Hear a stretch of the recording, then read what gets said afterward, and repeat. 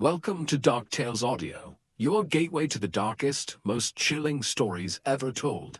From spine-tingling horror tales to eerie urban legends and unexplained mysteries, we bring terrifying stories to life with immersive sound and narration. If you crave the thrill of the unknown and love stories that send shivers down your spine, you're in the right place. Subscribe now and step into the shadows with DarkTales Audio, where fear has a voice. In June of 2019, an 18-year-old girl named Bella wrapped up her first year in college and headed home for the summer. Her family lived just outside of this small town in France that was tucked up in the mountains and surrounded by this huge forest. And so growing up, Bella spent a lot of her time out in this forest, either by herself or with her father or other members of her family. And so she knew the forest like the back of her hand. Her favorite place to go in this forest was the man-made lake that sat kind of at the center of this forest. It wasn't huge, but it was a beautiful view. It was very peaceful, and so she liked going out there. The way she would get to it is she would leave her house, she would hop in her car, she would drive a couple of miles down the road, and she would pull off into the shoulder of this road. And there was no signage that said this was the pull-off to get to the man-made lake. This was an area that she and her family had discovered, that there was this particular trail you could take. And so she would pull off at the shoulder. She would get out and she would turn away from the road and just walk directly into the trees, which butted right up against the road.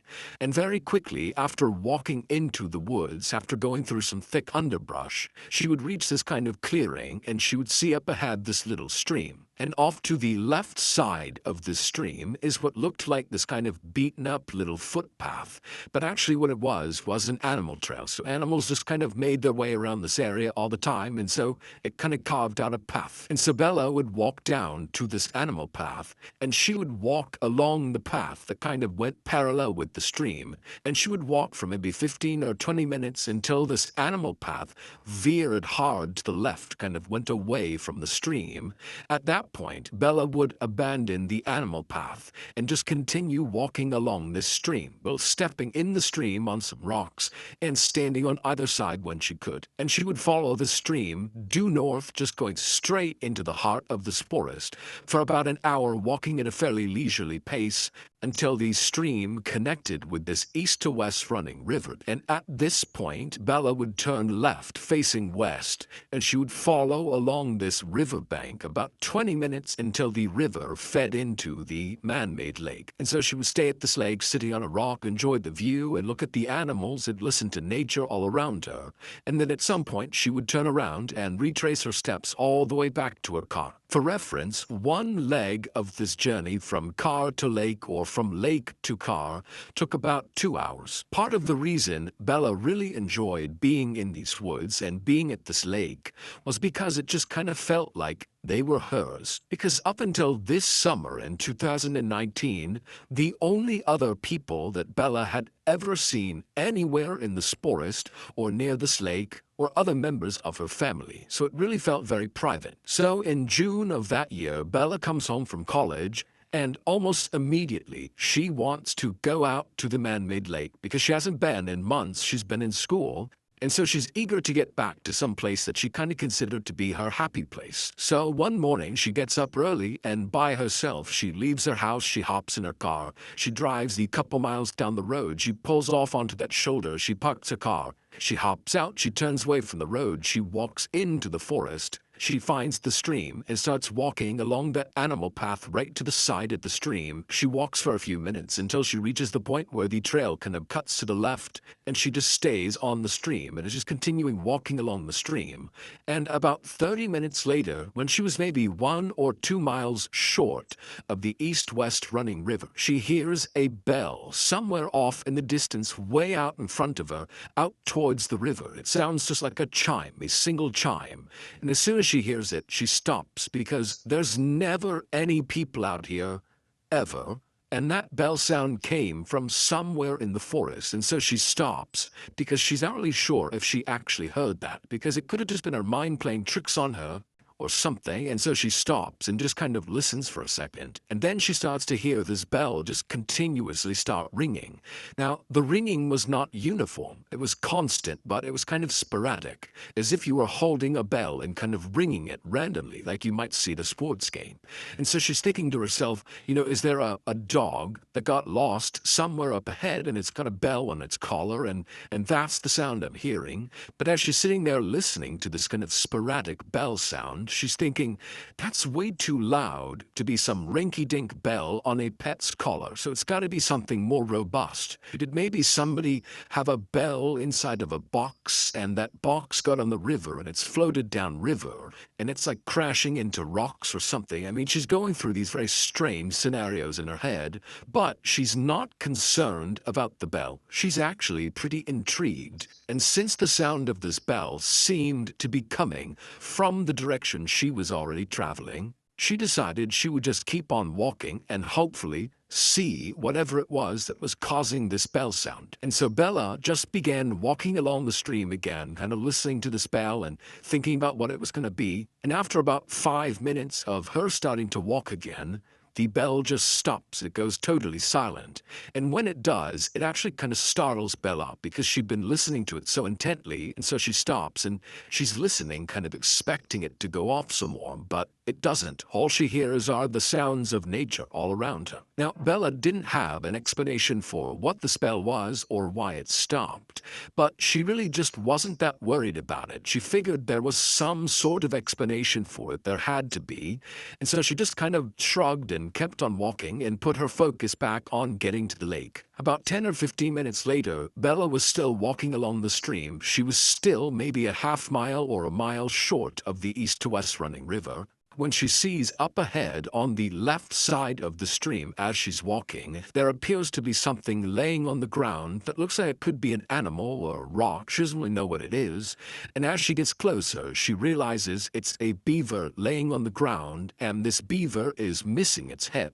Now, this is a huge forest, and Bella would have known that, of course, there are wild animals all over the place, and so finding the body of an animal that had been attacked by another animal was not unusual. That's nature. But what did strike Bella as odd was the cut on this beaver's neck was unbelievably neat and uniform, as if its head had been very carefully removed with a very sharp knife. And the beaver's head was nowhere to be found. It certainly did not have the appearance of having its head removed from some predator, and its teeth, that would have been very rough. Also, the rest of the beaver's body was intact, so whatever killed this beaver was not interested in eating the beaver. As Bella stood over this beaver and was just staring at it, she also noted that there was no smell. Normally, when something dies, it begins to smell very quickly. It's part of the decomposition process.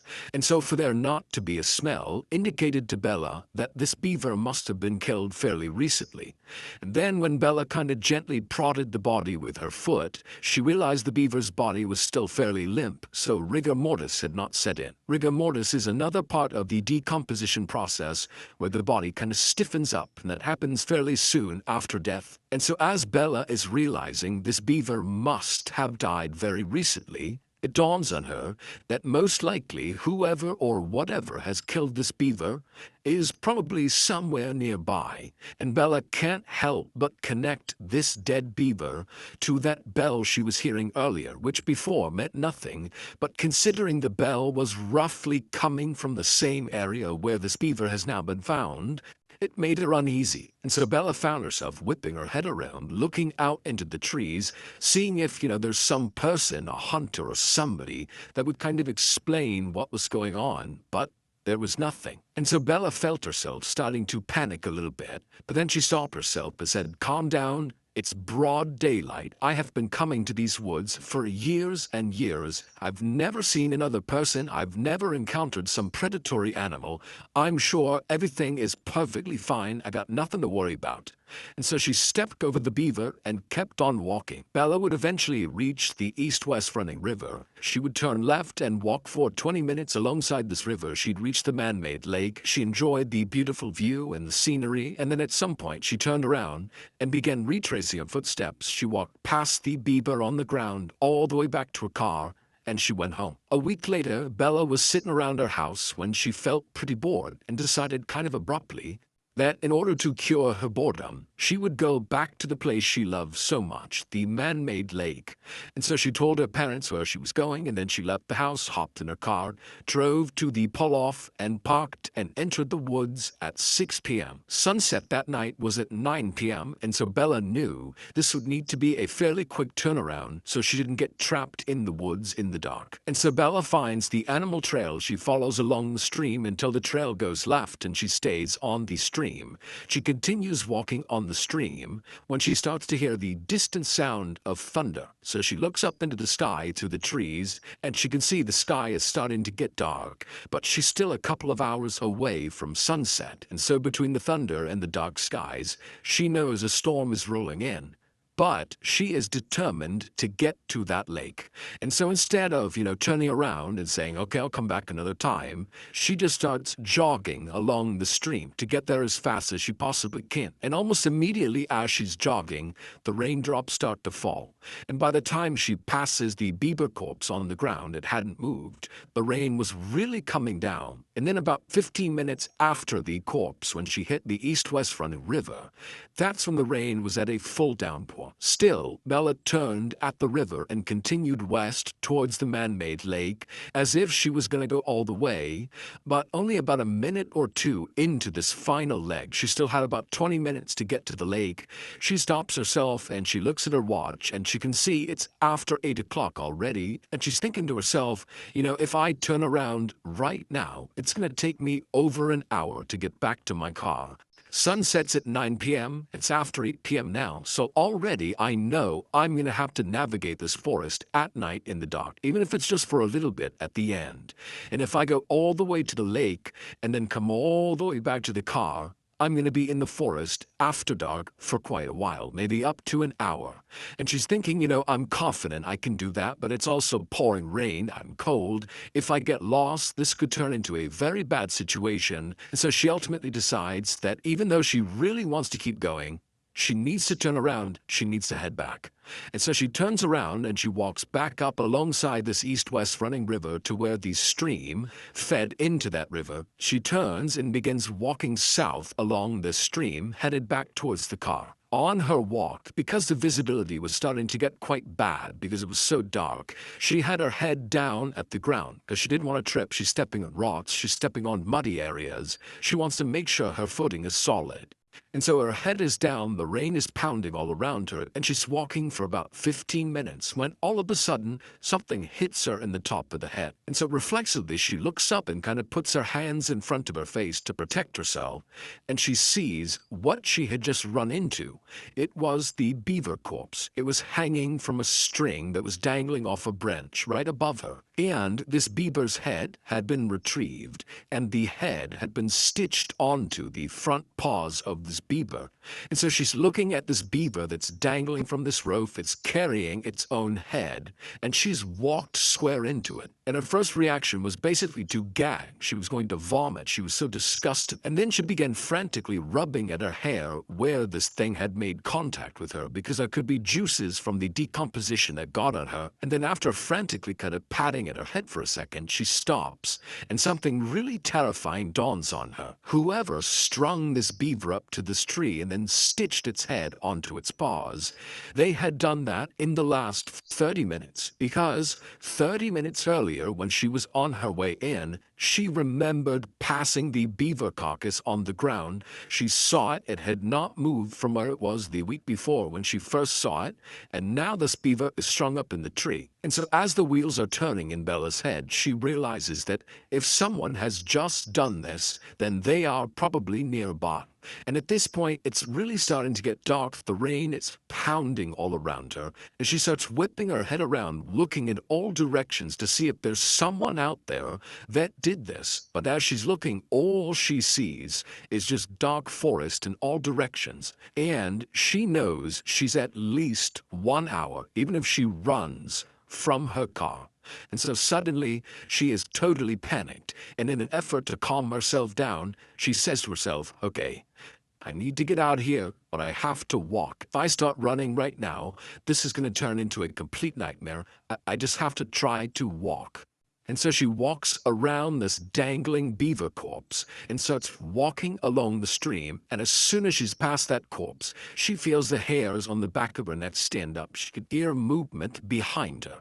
She doesn't know what it is. It could be a deer, it could be some animal, but she's too afraid to turn around. And even though she was trying to tell herself to calm down, just keep walking, you're safe, you're freaking yourself out, everything is okay, as she's walking, she could feel herself starting to speed up until finally she was just running down the street, sprinting actually away from this beaver and whatever it was that was moving around in that area. And at some point, she got so winded from sprinting so fast that she came to a stop maybe 5 or 6 minutes after seeing this beaver. And as soon as she comes to a stop and she's walking, she still hasn't turned around yet. She hears the sound of that bell. And right away, it's the exact same sound she'd heard the week before. It's that kind of constant sporadic sound of someone ringing a bell, but in her panicked state, she doesn't know where it's coming from. She's so scared, her anxiety is so high, she doesn't know if it's behind her or if it's off to the side. It's now completely dark out, and so she is full-blown terrified. There is someone or something behind her that has strung this beaver up that's probably watching her, and she can't see them. Even though she's beyond winded, she can barely breathe, she just starts sprinting as fast as she can. And as she's stumbling and falling on the rocks and tripping because she's not really looking where she's going, in the background and all around her, she's hearing this bell chiming and she's hearing something moving around in the woods behind her. And she pulls her phone out of her pocket, her iPhone, and as she's running, she dials her father. She puts the phone to her ear. She's crying, she's panting, she could barely breathe. Her father picks up and she's so relieved to hear his voice, but she can't even make a sentence. She just starts crying and wailing and pleading with him.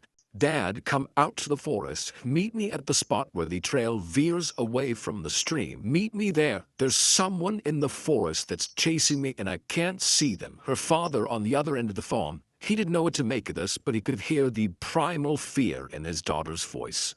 And so he didn't ask any questions. He said, stay on the line. I'm coming to meet you right now. So Bella's father and mother, with Bella on the line, they run out of their house. They hop in their car. They speed the couple miles down the road. They park next to their daughter's car. And as they're running into the woods, they can hear way off in the woods the sound of the bell. They can hear the bell. They hear their daughter screaming on the phone. They can hear the bell coming through the phone, and she's begging them to please come into the woods, come in here, save me. And so the parents run into the woods and they begin running up the stream. Meanwhile, Bella, who's way out in the woods, she's still 10 or 15 minutes away from her parents. She is barely able to run at this point. She's exhausted almost all of her energy, and as she's getting closer and closer to her parents, the sporadic bell sound is getting louder and louder and louder, like whatever it is gaining on her. And she can hear behind her all these sticks and branches. They're breaking as if something is coming up to her.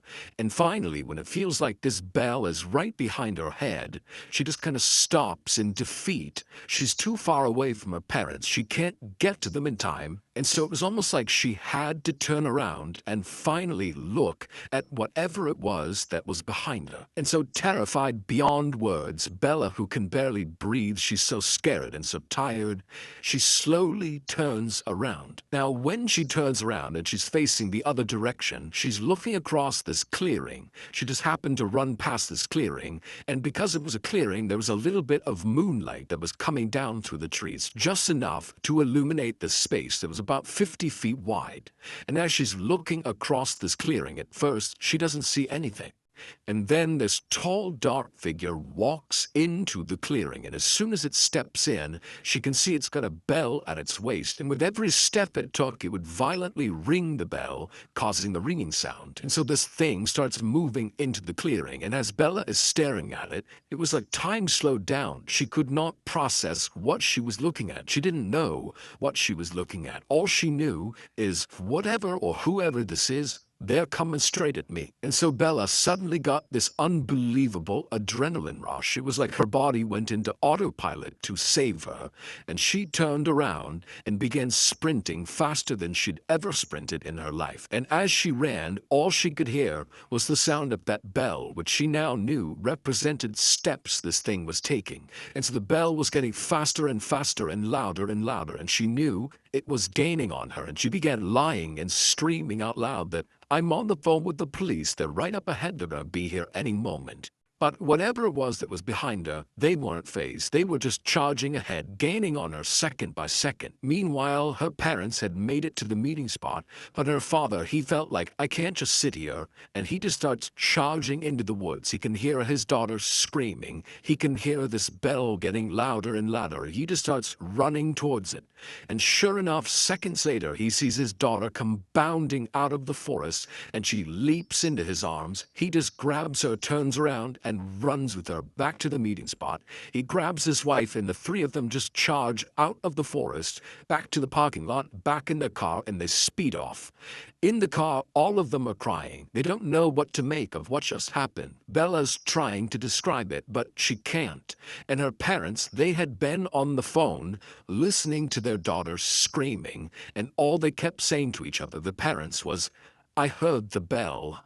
I heard the bell, I heard the bell," as if the bell confirmed their worst nightmares, that there really was someone or something out in those woods that was trying to do harm to their child. They would drive straight to the police station, where Bella would file a report about what she experienced out in the forest, and then afterwards her parents, as a precaution, took her to the hospital, where she was determined to be okay, besides some bumps and bruises from falling down. The following morning, the police went out to the forest, to the area where Bella had explained where she had been, and they searched all along that animal foot trail and all along the stream, but they never found any sign of this dark figure with the bell. Bella would tell police that she had a handbag, and as she was running back, she dropped the bag. She remembered where she dropped it along the stream, but when the police went to that area, the bag was gone. Also, the beaver was no longer there. It was not tied up to the tree. It was not on the ground. It was gone. The only thing police found that was out of the ordinary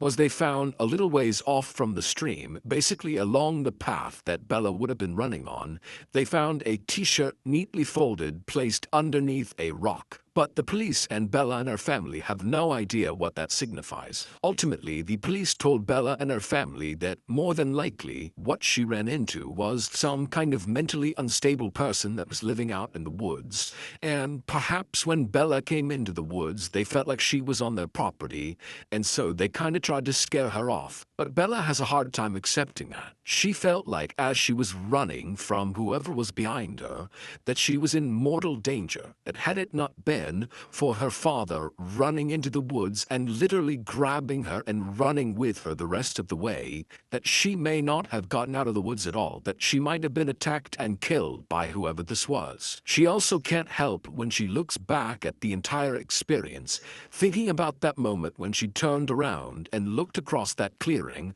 and saw this figure come into the moonlight for the first time, that when it came into the moonlight, the way it was moving, the steps it was taking, they weren't normal, they were abnormal. There was just something off about this thing's movement. It didn't seem like she was looking at a person, but rather some big animal. But regardless, since her ordeal, there have been no strange sightings out in those woods. However, almost no one ever goes in those woods, except for Bella and her family.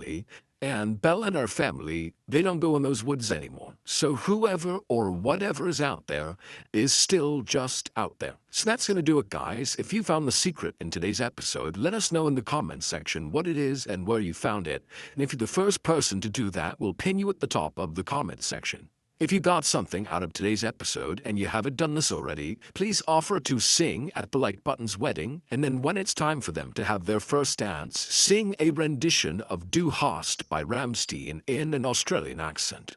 Also, please subscribe to our channel and turn on all notifications so you don't miss any of our weekly 2 or 3 video uploads. We are now selling merchandise like flannels and hats and hoodies and all sorts of stuff. If you're interested, go to shopmrballin.com. If you want to learn about upcoming deals and promotions for our merchandise, go to our shop's Instagram page. The username is shopmrballin. If you want to get in touch with me, you can direct message me on Instagram or on Twitter. My username for both platforms is the same. It's JohnBallin416. I also have a ton of content over on TikTok, while my username is Mr. Ballin. We also have a second YouTube channel called Mr. Ballin Shorts, where we post random short videos and lost episodes. We also have a Facebook page just called Mr. Ballin, where we post condensed versions of the longer episodes you see on YouTube. If you have a story suggestion, please submit it to our subreddit just called Mr. Ballin. It's linked in the description below. So whether I see you on Instagram, Twitter, TikTok, Reddit, YouTube, Facebook, or some combination, just know that I really appreciate your support, and until next time, that's going to do it. See ya. Thank you for listening to DarkTales Audio. We hope you enjoyed this chilling story and that it sent shivers down your spine. If you love eerie tales, mysterious legends, and spine-tingling horror, don't forget to subscribe and turn on notifications so you never miss a new story. Your support keeps the darkness alive. Until next time, stay curious, stay brave, and beware of the shadows. See you in the next tale.